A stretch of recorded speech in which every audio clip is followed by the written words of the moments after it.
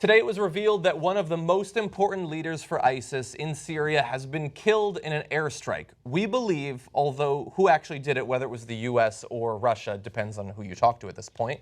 A representative of the Pentagon said that we are still assessing the results of the strike, but al-Adnani's removal from the battlefield would mark another significant blow to ISIS.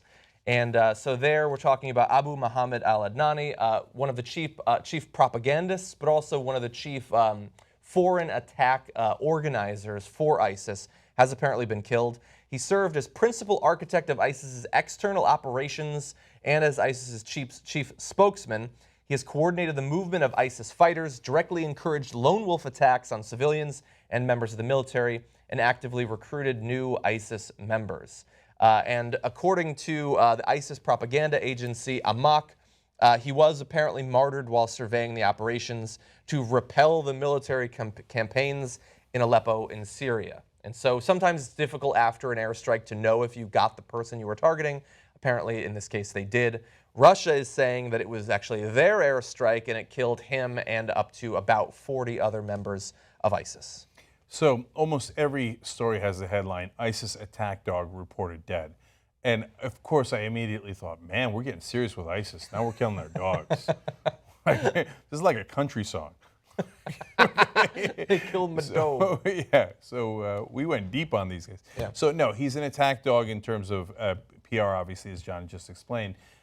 So I'm always skeptical whenever we get the number 2 guy or number 3 guy. It happens a lot. Yeah, I mean, in Iraq, we got probably 18 different number 2 guys in al-Qaeda in Iraq. Yeah. And yet, somehow they kept going.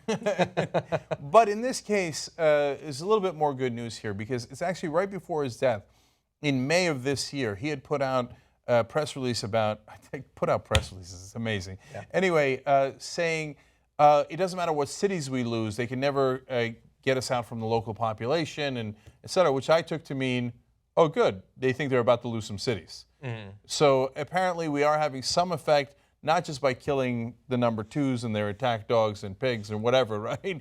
And their different farm animals, but actually they fear that they are on the verge of losing some of the bigger cities they captured earlier. Yeah.